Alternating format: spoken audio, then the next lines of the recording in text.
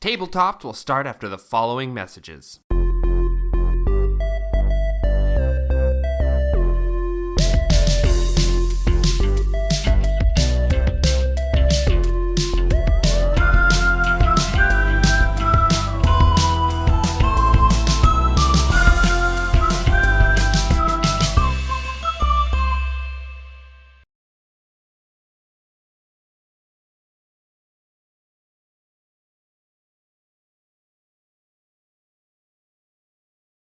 Welcome back, everyone, to another episode of Tabletop. I'm your host, Nick, and today we are talking about traps, how you use them, how you build them, and today I have three of the best people to talk about building traps with me. Who am I looking at over here? It's me. It's Daniel. Ah, my little trap intern. And what about across the table this way? It's Franco, another trap intern. Okay, cool. Shade, what about you? I can't believe you all fucking threw a net on me and dragged me here. Yeah, we need a test dummy, man. Yeah, who's in it? We're the interns. She and did you- not deserve to be thrown like that. All right, everyone, we're here to talk about traps, how to build them, how to use them. I know we all have different thoughts about this. Why don't we start with the hierarchy of traps? So we always kind of talk about how traps should be avoidable. If not avoidable, it should be escapable. And if a trap cannot be avoided or escaped, it should be survivable. So what does this mean to you guys, and how do you take it into consideration when you're building these things? I mean, springing a trap on your player should be fun. It shouldn't make anyone want to quit the game. Yeah. It should be easily telegraphed, and when it happens and then they are surprised by it, they're like, oh, I see how I missed that. Yeah. Yeah, I lean towards the survivable side of things, just because escapable is really fun, but also I think that kind of gets into a pitfall that we've sort of... That's a type of trap. It's a type of trap. Yeah. But it gets into that area which we've sort of discussed where, okay, it's just a skill check. And that's fine. That's fun, I guess. No, it's not. Yeah. He said not having any fun at all with his He skill said checks. not thinking that skill checks are fun. I mean, I'm a skill-based player, but still, I like when a trap activates and then, okay, they survived it, a little damage was done. Now they know what to look out for, and they can escape it later. But I want one to at least spring off. For me, I always think about the Indiana Jones and the Last Crusade with the temple that they have to go through to get to the Chalice of Life. Of Doom? No. The Last Crusade with Sean Connery and They go as through his father. the Petra. And they step into the thing and it's like you must be a penitent person to get through, and everyone's like, what? And then these blades just come down and behead everyone, and it's like, oh, you have to kneel certain times. Oh, right. There was really no good. J. There's an I. Yeah, and so Yeah. the thing about it that I like Jesus. is that it kind of feels like a monster almost. Like there is this thing, Yeah. and it's dangerous, and you're like, okay, there's a couple of ways we can deal with this. We can try to force our way through, but we've seen bad things happen that way. We can try to outsmart our way through and leave it up to whether we can get it or not. But any of these ways, it's like, okay, this is a threat and we have to deal with it, rather than I'm walking into a room and an arrow whizzes out of nowhere and strikes me in the head, losing 20 HP or something. Yeah, it should be you go into the area, you see a bunch of arrows embedded in the wall. Yeah. And then you're like, Oh shit. Yeah, But it definitely. how do I get around It this? doesn't tell you how the trap works. It just Yes. tells you that the trap is there. There is a trap. Exactly, yes. I think that is kind of the idea, is that it should be And that actually makes should traps be scarier. avoidable. Yeah, Yeah. it does. It makes them so scary. It's not scary when you're like, okay, now you lose 6 HP. Shane, that's not scary. Yeah, one of my favorite trap experiences, I think, was when you were running Dungeon of the Mad Mage, and it was the mirror that as we were moving, the other thing was moving in opposition to us, and it was Shadow Link style, had to get around it. Didn't we use it? Yeah, as we well? used it somehow. We turned it around and showed an enemy it or something, and it was I think that's another. I think the older D&D modules will have things like that. And I mean, I guess this one does too, where you can just not only do you everyone can get affected by this trap. You can turn this flamethrower trap onto the monsters. And that's a great way to telegraph as well. I said I want the trap to activate at some point. have one of your fucking dumbass monsters that doesn't belong in this area that didn't set the trap up wander into the trap in front of them, and then you see that the trap rearms, and it's like, well, shit. And also, like, would be fun, like a pure power game move. Because I've seen some video games do this, where you can find something in the environment that's a trap, but then you can rip it out of its like holdings and then use it for a while. So like you have a flamethrower on the wall, strength check. Now you have a flamethrower. No strength check. You just do it. But yeah, I think that's like for me the best, most successful ways I've ever done traps. Like when I was doing that like weird citadel in Lakewood that was between realities, and you guys had to do that thing where someone was like holding a button but also had to get through the door on the other end, and you guys were like had to figure that out. Basically, I like telegraphed, like there were murals on the wall that say like this is a thing that's going to happen, and you see the swivels from where these things turn, so that you're not trying to trick your players into like, oh, you didn't know that there was a threat here, and now you're stupid and injured. Yeah. You're not being, I guess, You're not doing too innovative or like tricky if you're a DM, hiding traps that the players can't find. You're just making the game unwinnable and unfun. Because, like, obviously, if you decide that a trap springs and rocks fall and everyone dies, you didn't do a tricky thing. You did a bad thing. The other thing that I always think about in this is that as someone who plays a lot of skill monkey characters, specifically rogues, like a rogue's job in a party is to find and dismantle traps historically. And I think that one thing, if I'm to DM or GM for someone with that sort of character, I think that I personally, I don't wait for them to say like, I look around for traps. Are there traps? I'm just like, you walk in and you, like Connor, you know from your vast experience that like you see some scorch marks on the floor. This room has something off on it, but you don't know quite what it is or whatever. And so you can like tip them off a little bit and make them feel like, yeah, that's what my character does. And you don't have that like character dissonance of like, okay, I look for traps. Nothing. Okay, I walk in, you fall into a pit. Oh, no. I think I like it when... I don't know. I like when players are more specific about what they're looking for. So like, okay, I want to check the floor. I want to check the walls. I want to check, like what if I, can I pick up the chest? Stuff like that where you're like try to make, I don't know, like when you go into a room and not everything is necessarily a trap, like kind of, I don't know, mark everything, like highlight all the things in the room and then just like wait for them to interact with the things.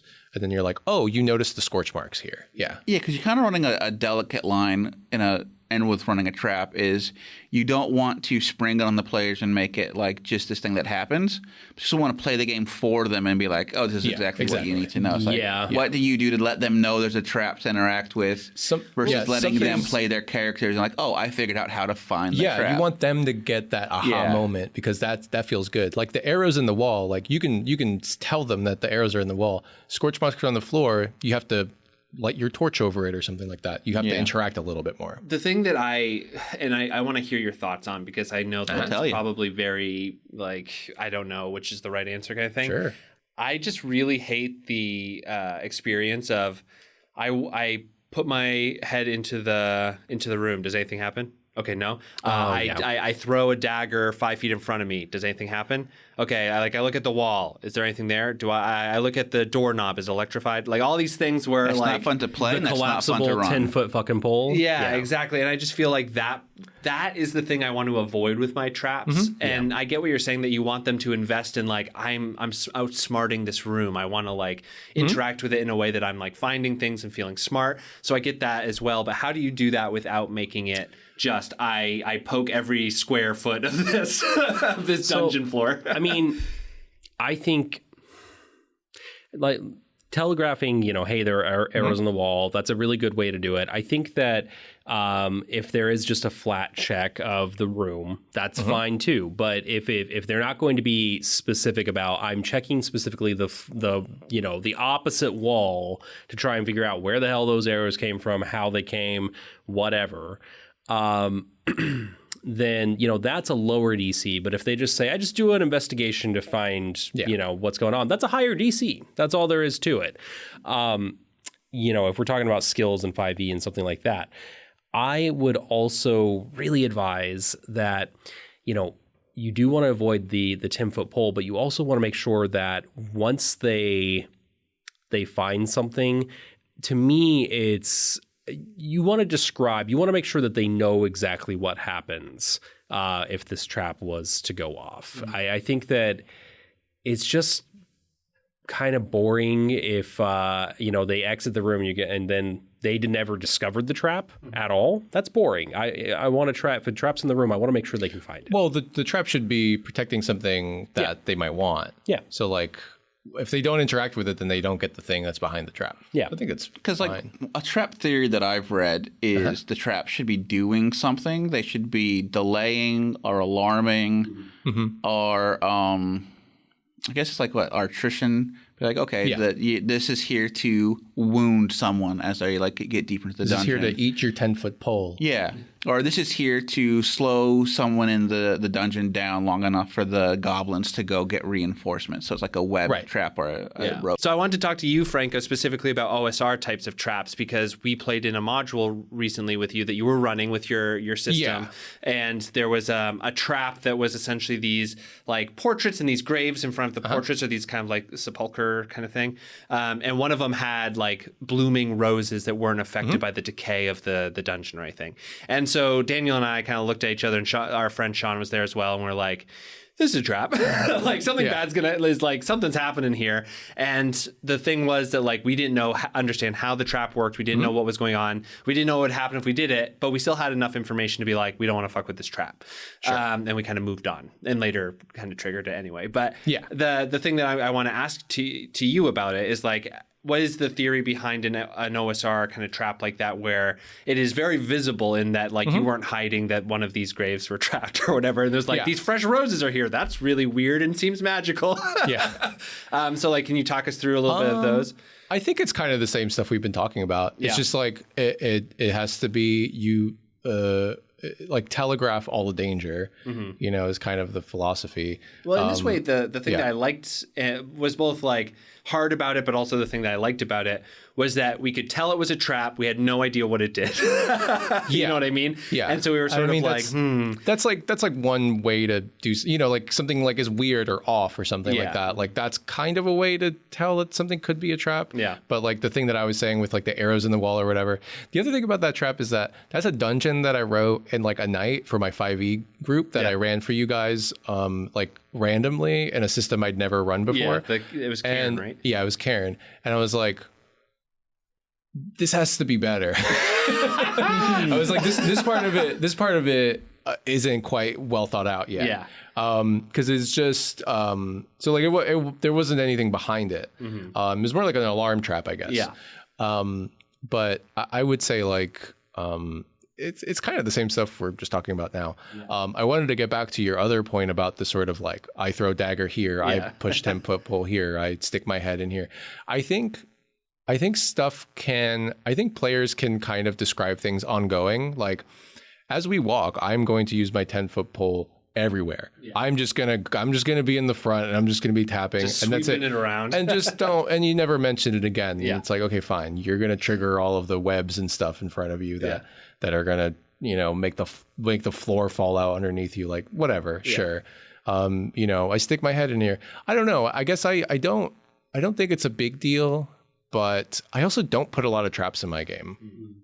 I don't know why. I think I'm not that into traps. Like I've written some traps before. I'm trying to think of one that I wrote recently. You never want to find yourself in a trap. Yeah. You said in the past that you view traps as like environmental procedures. So you sort of make environmental procedures that kind of act in a way that a trap would. That doesn't sound like me. I think. I think the things that I've kind of learned about traps are like there's a video by Runehammer who makes a index card RPG. It's like his whole like trap theory and stuff. I kind of forgot everything about it. It's something like you want it escapable. You want there to be a thing. You want it to be interactable. Like you want the player to be able to interact with the trap. But like all of that kind of falls into the I stick my head in here, I throw my dagger there, I don't know. Like I guess what would you say is like, I don't know, Shade, you kind of brought this up. I'm just curious, like what would you say would be like a good balance of that? Because you're saying kind of like the sweeping skill check.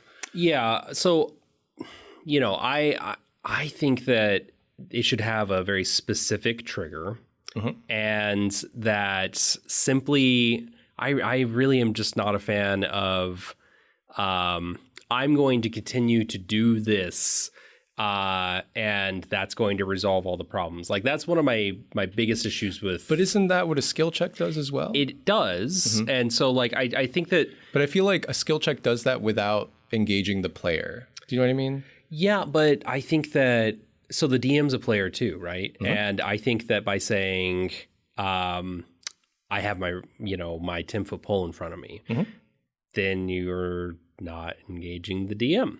And as a player, you are. I it's interesting. I just think you're not. I mean, like I feel like the tools are there for the players to break the thing that you made.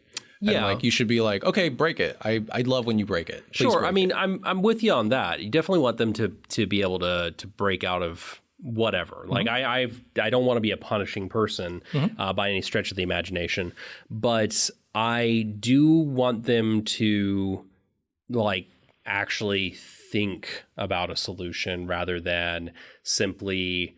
I think you're tiptoeing around the point that I like to talk about, and like I try to like push my players to, but it's hard to push players to anything.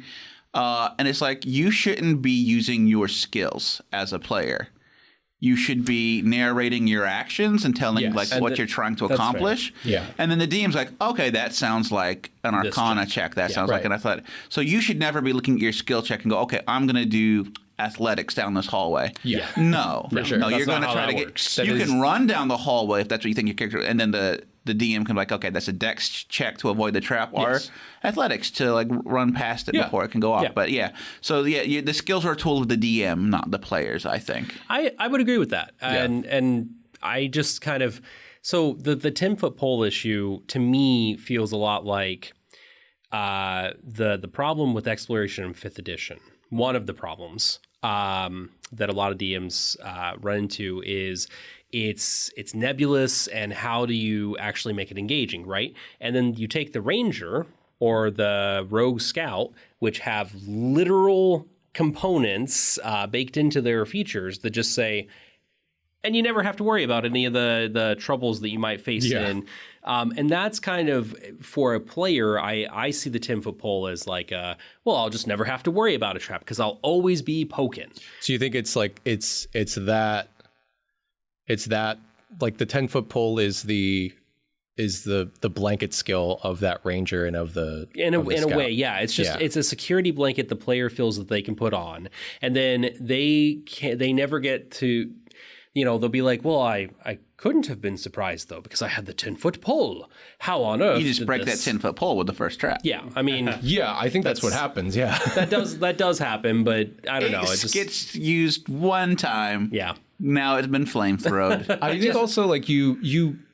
I just think that you can also do stuff like, for me, if we're talking about 5e specifically, the way that I approach traps these days is that I try to get everyone's passive perception and just have it on a list. And if I like thought of like, okay, this is like a pit trap or whatever, but it's pretty obvious it's like not well made, it was like thrown together by goblins, it's gonna be like a 13 like insight or whatever. But if you have already a passive that's above that, I'm just like, you see that there's something weird over here, maybe you want to stay away from that or whatever. I think I just do that by describing the area anyway, so like anybody can pick that up. I use passive perception for like things like creatures around maybe, but I don't know if that's and like I mean that's not the only thing I guess you can use it for. We talked about this earlier, but traps can also just not be like constructed things, but just things that you stumble across. Yeah, like an undertow in a river, so it's like the current beneath it is much faster. Or a hornets have built a nest somewhere. It's like the trap is you walk through this room too fast and you disturb them. Now you have to deal with a swarm of monsters. Yeah, I think that for me, one of the other things is that like what you were saying, Shade, about having those safety blankets in certain classes and everything. Again, talking specifically about 5e, but I think that you should also design traps to be handled by the skills of other classes. Like maybe a warrior that's wearing full plate, like these darts that shoot out of the thing, they just can't get through the plate, and it just ting ting ting ting. Well, that's what they. You know, I don't know. I mean, it's an attack roll, isn't it? Yeah, but maybe it's like they have an attack roll, but if you have, you know, an AC of 20, it's just not going to. But you as the DM decide, oh, the fighter's ahead, so these darts don't work, but this flamethrower does extra work. Heats it up pretty well. Yeah, this guy's you are cooked. It's useful sometimes, but it's not going to be like a blanket thing. Yeah. That you can just when do it finds all the that time. gap in the armor, though. Yeah. And I was being over harsh on the on the stick, obviously, but it just on the stick, on the 10-foot pole. Give him the stick. It just Riding that stick too hard. I just want to make sure that you know, a player, it's like the darkness thing. A better comparison would have been darkness. Anytime a DM says, "Oh, and it's a dark room," I have dark vision. Well, that's because I do have dark vision. Yeah, I have dark vision. Yeah. Right, but like that'd be such a fun trap. It's That's- like it's dark in this room. Oh, I have dark vision. It's dark in this room. Yeah, it's like oh no. oh yeah, no, I've been through those, and I have Devil's Sight. yeah, I have blind sight, all that good stuff. I have dark vision +1. But you know, like, okay, that's great that you have that, and now I've noted it. But that does not, again, that doesn't mean that you automatically succeed. Shades of Grey. Yeah. I've literally done that, I think, No to detail. you as well, where I'm like, I have alert, I cannot be surprised whilst conscious. And you're like, okay. Yeah, which is fine. And I definitely want Hey, people the rest to of us have are. those. I definitely want people to have those things, and I'll lean into it. I just, I don't know. It's just a fun puzzle to put in a game where you have like a color matching puzzle, but in darkness so that you only can see through course. scales of gray. Yes, definitely. Absolutely. All right, I'm using that in my next game. Yeah. Well, also, like, I think dark vision is dim light, which is no details unless you're really close. Yeah. So yeah, it could be like, hey, there's like very small lettering on the other side of the room, and then you cross over, but you fall through the floor because you're trying to read that fine print on the other side. The main thing for me about traps is that every time I put a lot of thought into like, oh, this is a puzzle that they're going to have to really think about to get through, immediately someone just like barges through it and I'm like, yeah, okay, you take a lot of damage. And then everyone's like, okay, don't go that way. And then they do the same thing, but at a different place. And you're like, oh, okay, you take a lot of damage. Yeah. And like never Yeah. feels as satisfying for me, at least, unless it's like you open the door and you see like an ignition light go off and you see the barrel of what looks like a huge flamethrower. And it's like, it's gonna go off when you open this door. Yeah, there's like a balloon of like air, and it's like, yeah, if you open the door, it's gonna it's gonna prick that or whatever. Yeah, I tried to do this one time, and I think it was in a game that we recently played, because I remember the map very well, but I don't remember what game it was actually in. But I set up a tower where, in order to like travel through it, you had to go through shadow portals. Mm-hmm. But some of them were traps, and some of them were treasure rooms, and some Oh, yeah, I Was remember this that one. the end of Dark Kingdom? Yeah, that this was the end of Dark Dark Kingdom. Yeah. Yeah. So in that sort of sense, the traps were, yes, some of these are trapped. Yeah. But it wasn't really sort of like anything you could do until you got involved. And I think if I had it to do over again, I would sort of change how that sort of environmental trap system Makes worked. sense. For me, like especially in other systems like Powered by the Apocalypse and stuff like that, where traps are just function differently because it's not like a mechanical like this thing does this or whatever, and like if they go over that square, it's gonna snap shut on them. It's much more just like narrative. What I always like to do is use traps as a problem to solve rather than a problem to find.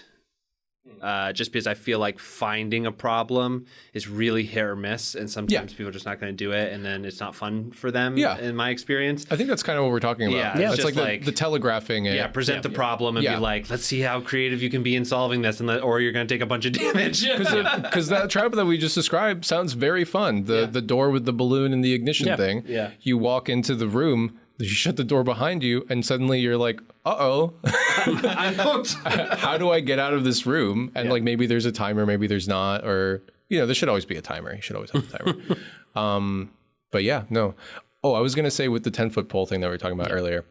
Back to the pole. When you have the pole, I feel like you're also giving up on having anything else in your hands, you know? Sure. I think there's a lot of trade-offs as well. Or like something if you do an investigation roll, or if you just say like blanket, like I'm just going to explore every nook and cranny of this room, and you just say that. And then you tell them, okay, great, I'm going to roll like 2 or 3 random encounter die because you're taking so long to explore every inch of this room, and I'll tell you everything that's in it.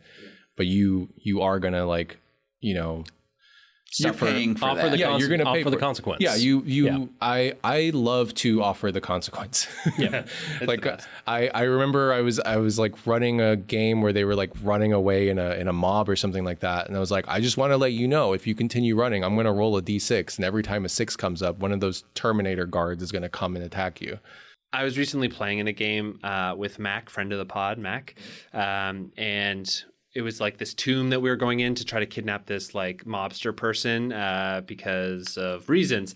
And we were going into this tomb, and she was like at her father's grave, but then it turned out that she was actually like trying to awaken her father through like magic ritual. Yuck. And as soon as like we Don't like wake daddy. Yeah. And as soon as we came in, and like sort of got found, the wall started like glowing, and every turn a certain section of the wall would start glowing, and it was like starting to glow all the way around, and we were like, well, fuck, this is bad. Like, as soon as this glow goes all the way around the battle map, something is going to happen. Oh, man. And so it was like, it was acted as a timer, but also as a trap, which was a really cool thing. And it's in those cases, like, he didn't tell us what it was going to happen. We could make a guess, and I had a pretty good guess, and it was pretty right. But by giving this problem that we had to solve or deal with, even if we didn't know the consequences, it added like a little bit of like fun and adventure to the combat, because it was like I could stay inside this like range of this glowy thing and get like an extra few attacks on this person, but maybe it's time to run away because I have no idea what's going to happen when this lights up. Yeah, that does remind me of one of my favorite boss encounters that Danny ran, which was the one where we were like, there was like Are you talking about Annabelle? I think Warmonger maybe. And then he was like dropping like big lava pools or something. Like parts of the battlefield would parts get of the like, battlefield would like drop off. Yeah, that was very cool. Yeah, I think like that type of thing where you're like experiencing. Well, it's more like a what's it called? Environmental hazard. Layer action. action. Yeah. But I kind of view traps as layer actions anyway. In a way, They actually fall under a lot of headers. It's the way for the dungeon to try to kill you. Yeah, the dungeon hates you. The dungeon is responding to your intrusion. Yeah, exactly. Are there any like traps that you guys really love just running into? You know, I have so many things to say right after this break.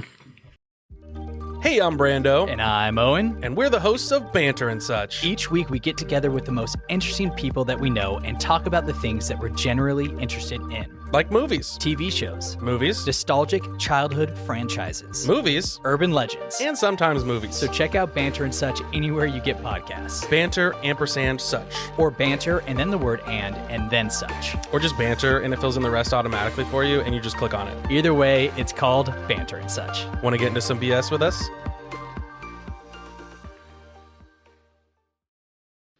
Welcome back to Tabletop, everyone. Today we are talking about traps. And right before the break, we were talking about all of the different ways to run traps. And then, Shade, you asked a fabulous question. I'm just curious if there are any traps you really love to run to as a player. Yeah, so everyone, what is your kind of favorite types of traps? I will say that I'm an idiot in games most of the time. Okay. And I still remember a trap that you ran, Franco, and I feel so bad to this day that I completely fucked up. Oh, you mean the puzzle? Yeah, the puzzle. Oh my God. Where it was like literally 3 statues, or like one statue. I just want to say something about that. That was a terrible idea on my part. I think I was just like, I designed that like a long time ago.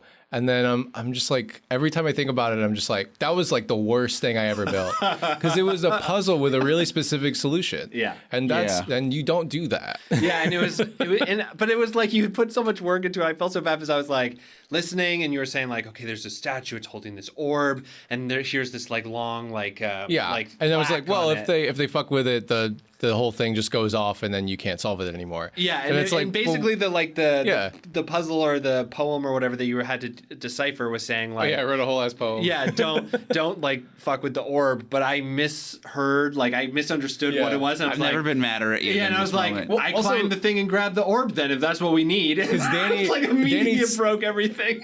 Danny solved the puzzle immediately. Like right after you did it too, you were like, oh, you have to do this. And I'm like, yeah, that's it. You're right. That's the puzzle. Oh, I solved it. And then he grabs the orb. What, this? No. So that was one that I still think about because I was like, I was such a fucking idiot. It wasn't a trap. It was a puzzle. So it was my fault for making a puzzle. Don't make puzzles in D&D. People hate puzzles. Oh boy, it just depends. I disagree. I love puzzles for 10 minutes, then give me the answer. Well, yeah, I used to... Steven Chuka, I mean, is like a master at puzzles. And if you're playing with him, you put puzzles every fucking place because he'll just solve them. That's true. Yeah, I played in a campaign. It was very fun. It was really good. But the person that was running it loves puzzles, and one of the other people in the game was also like really big into puzzles. And so they were like all about like going back and forth, puzzle. Yeah. And I'm just like, I think I could get... No. And then like somebody, like that's the thing about puzzles is like somebody always takes over. Yeah. And so it's sort of like a one-person job, really. It kind of is, yeah. Or like a two-person, like in my experience, even when it's a small group, it's like, okay, I kind of think I understand what's happening. And it's not like means that some people are like smarter or whatever. It's just like some person like their brain caught on a hook that like was going to solve it or whatever. Doesn't mean you're stupid. There was another one, I think it might have been one that you made, Daniel, that me and Steven solved at the same time. Yeah. It was something to do with like pyramids or something. There was like a triangle thing. Oh, that was for the Annabelle stuff. Yeah. Yeah. That was a fun puzzle and I liked solving it, but I think it wasn't like a trap. It was like, oh, we have to solve this puzzle. I was just gonna say, I think traps and puzzles have quite the like intersection on what they are the are. punishment of a puzzle missolved. But this is all that puzzles deserves. We will never do a full episode. Puzzles are a type of trap. There is, and there is that GMs fall into that they think that they should put them in the game. There's so I'm sure you guys have seen Z Bradshaw before. The very well animated. Yeah, they're little fun animated things, the animated spell books and things like that. It was really fun. One of my favorite traps, or really not a trap. Like I'm a person who loves not a jokes and just anticlimactic bullshit. Is this? It's really a puzzle. Or just fucking do it and it'll solve itself. But it was this room, very small room with a well in the center and like a hand button in that well, or on that pedestal rather, and then like a door that can't be opened, but there's like a clock on the door. And when you put your hand on the pedestal, the clock begins to count down. You count down from 20. And like the room gets dark and the numbers get scary lights on them and all this stuff. And you don't know what's going to happen. But if you just keep your hand on until it counts to 1, lights come back on, doors open, you're good. You just go forward. Yeah. I fucking love that kind of stuff because it's an anti-trap. Yeah, it's an anti-trap. It's an anti-puzzle. You can only do it once. Yeah, you can only do it once. But then you can do it again and make it real. Oh, exactly. I love that. The danger is you're trying to get them to have a heart attack. Exactly. Two identical rooms the first time. That's what happens. The second time, it actually does something bad. Oh, no. Or the second time it does it again. Yeah, exactly. The second time, it's just whatever. It's free. And it's just, and then 3 games later, you put it in because you're an evil asshole. Well, I like the idea of that also being, it's like, you know, sometimes traps in dungeons, you're like, what the fuck is this? Like, who would do this? Why would... I like the idea of that being like a Pomodoro room, like in a wizard tower. And it's like, I'm going to do 25 minutes and then another 5-minute timer starts. Yeah. The thing for me that I think as a player that I love to run into is when traps influence combat or a objective, which is really fun. Like, Mac again, who's been doing a very good job in this campaign that I'm playing with him, had, and I actually stole it and ran it for you at the work game. But they're like one of the first games we were trying to steal these iron bars because iron is very important in this game. And there were these like pillars because we were running like above the city, and that there were these like little ropes between them because they were all power lines essentially, and every so often the power would go through them and it would like zap zap zap as the power passed through the line. And so it was a trap in that if you were on the line when it was zapping, you would fucking get electrocuted and fall off this thing down 60 feet or something, and probably to your death because we were level 1. But the thing that was about it that was so fun was that like it completely changed how that combat happened, because there were also these bats that came down and like other people that were on there. And so it was like completely changes, like, and when I stole it and ran it for you guys, I made it into part of a chase scene, kind of like the Darth Maul, like the doors that come up of like, okay, this is zapping this turn, can't cross it to catch up with this person, but I can try to like prepare. That's the kind of thing that I like to run into, where it's more of an environmental sort of like, this is hindering or helping, and you have to consider it and kind of use it in your tactics, but it's not like something where I have to like every turn, okay, I walk forward 5 feet, I roll a sleight of hand, I disable an arrow shoot. I walk forward 5 feet, I do that kind of thing. Yeah. A trap I like running into as a player, and this is dumb, but it's kind of tropey and obviously not too often, but like the obviously trapped door.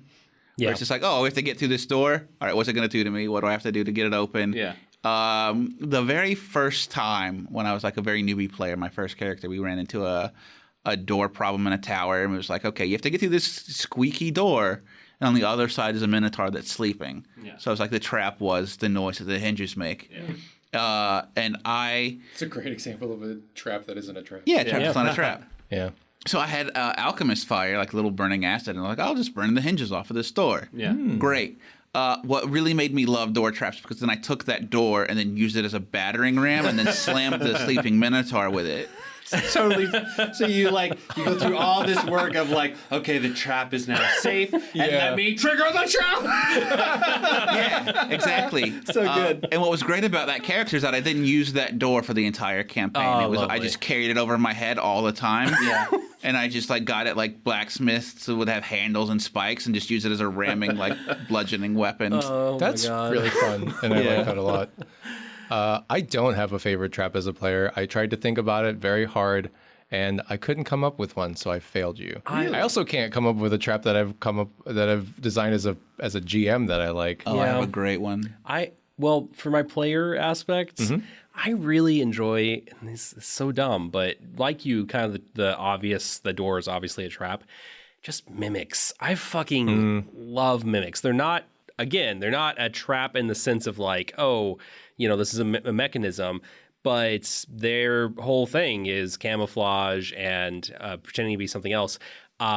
I love running into those kinds of things. And then I also love running into like a conspicuously clean, like barren room because it's a gelatinous cube that's rolling through. Like that kind of stuff is like anything that, why is this Game Boy here in this medieval setting? What the hell is that? Like that shouldn't be here.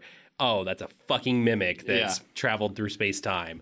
One of the greatest things was that hashtag spoiler alert in the Dungeons and Dragons movie, when like one of their whole things in the maze was, oh, you have to open chests to get weapons, but then some of the chests were mimics. I was like, perfect. I would love to do that in a game one day. Yeah.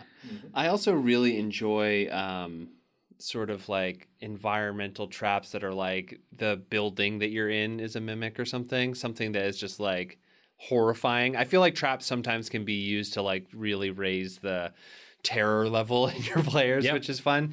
And I think that actually what it is adding a clock to things, Franco, of like having a thing where it's just like, okay, you're inside like a moving thing now. Yeah, I think Sean was the only character who went into that, but during one of the ICO nights or ICO domes, he was in a room that was just a mimic. The entire room was a mimic with other baby mimics inside of it. Like each floor tile had a the little percentage. warehouse. Yeah. I remember that. I'm glad he did that. I would have hated that. Yeah, he I made liked it through. watching it happen to someone else. I He loves the side quest. Yeah, I also really like false traps in that, like Sean does a really great thing in his murder house that he does, where it's like you go up, you hear like a weird rattling, you see this goo coming out from under the door, and you open it, and then like a mop falls out. Yeah. kind of thing where it's like completely fucking with you, where everyone's like, okay, I play, or like he was saying Silent Hill shit. Yeah, the two he had these two like suits of armor in the very first room that he had not like they're not anything, but he set it up to be as though it was a trap, and then everyone was like, fucking destroy them, and like tear them apart, throw them in different parts of the house, and he was like, okay. I love that stuff too. Yep. I can't think of a trap that I've run that I like. Well, I'm going to say about the trap that I ran that I really liked. Yeah, please. So I was playing in a game way back in like college days, and one of like the parts of the game was where they had to like take this like underground, secret tunnel from one location to another. Yeah. And so I made a trap, and this was before I made all my like opinions that I expressed here. I didn't have them yet. So I made a pit trap. Yeah. They were walking through like this dark room. They had a guide who was guiding them through it, and I was like, okay, who's gonna spring this like pit trap? Because it was always like every time you stepped over, it would like loosen it. But it turns out that the guide, of course, fell through it, which means great, it can just happen.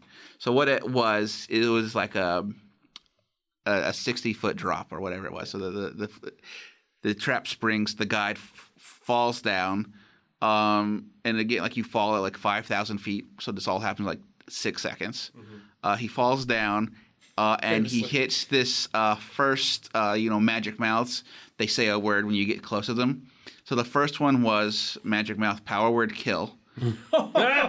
So the guide falls down, hits the first.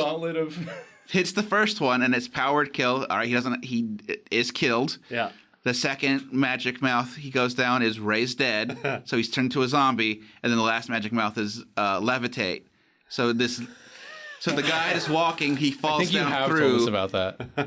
And then I think I've Dies, heard of becomes that. a like undead creature, and then levitates right back up. So he's in front of the party. They don't really know that it's happened. Yeah. And now, boom, you're in combat, and you didn't even know. Oh, that's so Can fucking I good. add something to this? So hilarious. It's too late now because I already I read know, it. but in case you ever want to run it again. And then that's also when you start to hear the mechanism of the walls close behind them and start moving forward to push them into the Oh, yeah. Classic. I have a question. What was that? Did you design that? What was that? No, I'm just curious because was that like a dungeon you built or something? Yeah. That's fun. Yeah, that's very That's fun. fun. I want to know College Daniel's old dungeons. Like that would be fun to play in. You just bring them back if you can find Fun them. and terrifying, yeah. Yeah. Just before I became a well-knowledge DM, and I was just running wild through the books, like, what can I get away with? Hell yeah. That's some OSR shit. Yeah.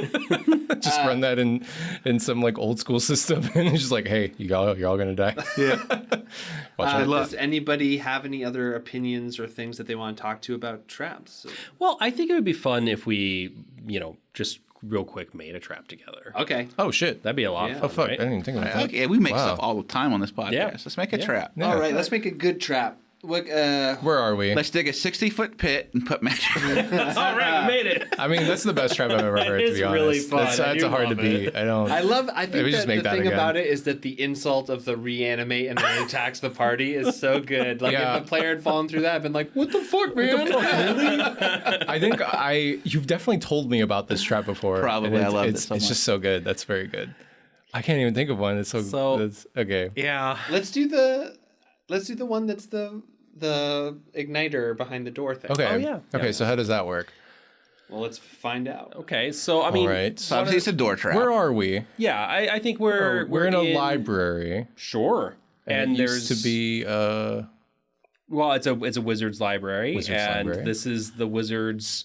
Oh, so like you need a book from the library, but if you hit the igniter, all the books go up in flames. It's like a fail-safe. oh my god, Yep. yeah, unless This you is- disarm it. This Unless is you like can a disarm it. lich's library, and it's the lich's vast tome of arcane knowledge. Like how he became a lich and all this shit. I yeah. think that how you trigger it too is like going back to our show but don't kill kind of thing of like when they start trying to remove a book, it goes like click and they can still pull the book the rest of the way out, but once they do, it starts, but they can't like put it back in either. Like it's like something where it's like a landmine that they've stepped on and they're like, well, shit, okay, now there's something going on. I think it's like, yeah, it's like you go into the room and you're like, why isn't this locked? This is all of his like tomes and stuff. Yeah.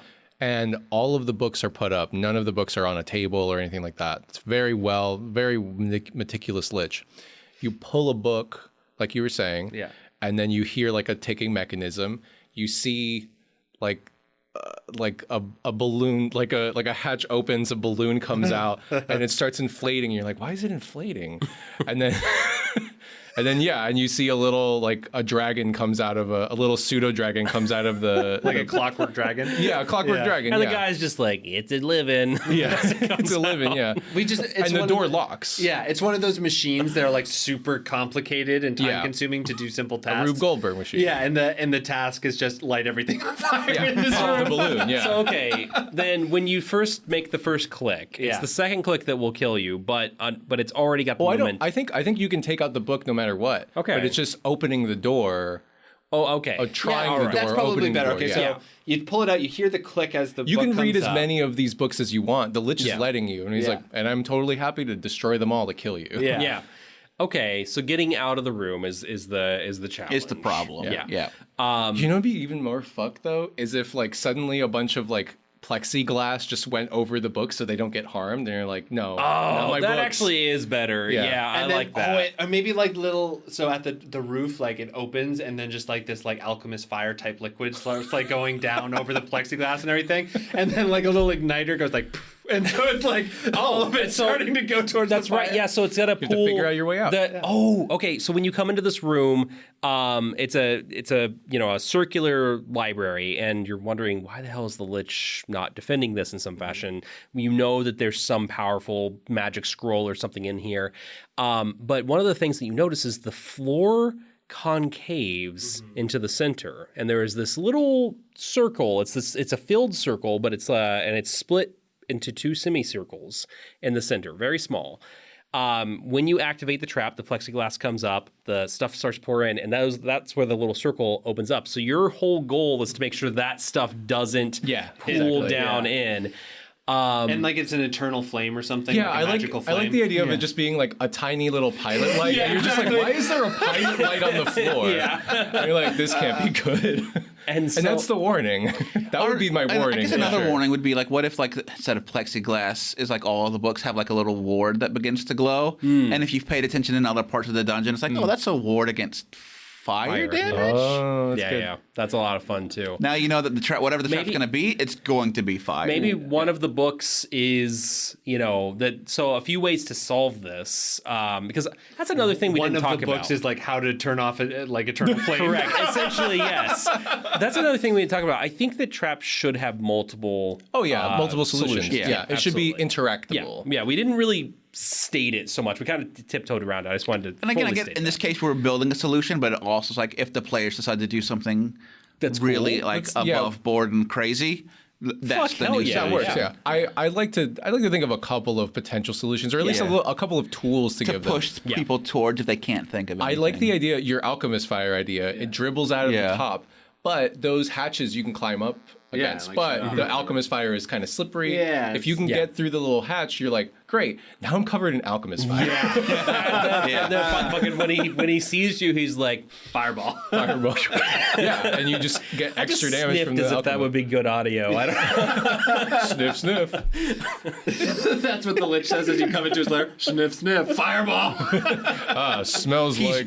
He's reworked the somatic components from all of his spells. You've been to the library, I see. Fireball. Oh, this is great. I'm going to put it in the next dungeon. But I think that, so you have, like, that's one way out. You can also, like, a really simple way that I love is, like, stupid answers to complex, like, Rube Goldberg machines. Someone could do, like, stone shape, make a little, like, stone cup and put it over the floor. Exactly. So it never gets there. 100% should be a solution. I mean, just literally putting anything around the fire is one way to solve it. Maybe instead of like a book on how to disable flames or protect, maybe there's literally just you notice an amulet And maybe that will get people to grab that instead of the fucking. Or it's like there's like a candelabra of like all the candles that someone reads by, and there's one of those like extinguisher like bell things, and like that's can extinguish the something like that. And there should obviously be piles of ash or something in this room when they come in. random To immediately, Just like footprints. yeah. Just Ashy gotta. footprints. This is also a great use of dispel magic too. Yeah. Oh yeah. Nah, take that out of your Because game. that's and that's something that we didn't really talk a lot about. I disagree. Dispel magic is fucking great, but like, how do you identify it? Like as players, what tools do we have? It's not a magic trap at all. Well, I mean suppose it's the not. wards are magical. wards are, yeah. Yeah, but that's a fucking great. You know what? it's a purely mechanical I would. thing. Oh, yeah, You Fire could could threaten be the it. lich, be Yes, like, I've just yes. turned all the glyphs off. I just turned off all of the wards, and you start like announcing it, and it's like, what? Shit. Somebody's in here? I've been taking a bath. So yeah, it like alerts the lich, but it saves everyone from being consumed in flame. very good. Yeah. Okay. Yeah. That's a You'll lot of Kill us, fun. but I'm taking your books with me. That's a lot of ways out. Dispel magic. Yeah, It's a I long love ways that out. kind of stuff. That's fun. Yeah. We did it, Crush. We did. I'm We running like that. it. If you like it, thanks. If you I don't, also- don't tell me. It hurts One my thing I would feelings. say about the running of this trap, Yeah. like to your point of everything needs a timer, I kind of feel like because when things get into turn order initiative stuff, things get really chaotic. It slows it down and it lets people think. I think You don't want them thinking. I think this trap, I want to see like the Physical chaos. timer. Yeah, it's the chaos. You take a boggle timer, you turn it upside down, Yeah. and you're like, okay, This is action, no thought. Yeah, this is how long it's going to be until that liquid hits that flame. Man. Love And a everyone real-life just timer. starts screaming into the computer. I think that would be a lot of fun. I'd run it. Cool. Yeah, I'm gonna run it too. We're all gonna have a different version. Different of it. version. Version of the Just like, same ah, trap. shit. The Okay. different multiverses of the same lich, like his chambers. I'm the multi-lich. All right, everyone. Well, thank you so much for listening to us talking about traps. I hope you enjoyed it as much as we did. If you like Tabletop, go to our website, tabletoppod.com. We even have a little contact form that you can send us your questions that we can answer on the pod. Right up to the upper right of the page, there's also all the links you might need to get in touch with us in other forms, such as our Twitter, our Instagram, our Discord community, which is awesome. You should join it. We even have a Patreon if you want to throw us a couple bucks. We're also part of the Helios Network, a regular podcast network for regular people. All of the podcasts on this network are made by regular people trying to make amazing content for you. And I love one of our new shows called Trouble HQ. You should definitely listen to it. I won't spoil too much about it, but it is two hilarious women talking about pretty much everything that they can think of. Last time was the most embarrassing thing that has happened to them, and one of them was talking about maybe pooping themselves in a gas station. So if you like that sort of thing, please check it out. It's a funny podcast, and I would love to show them some love. All right, everyone, we will see you next week on another episode of Tabletopped. Bye. Bye. Later, haters. It's the most embarrassing thing I've ever done.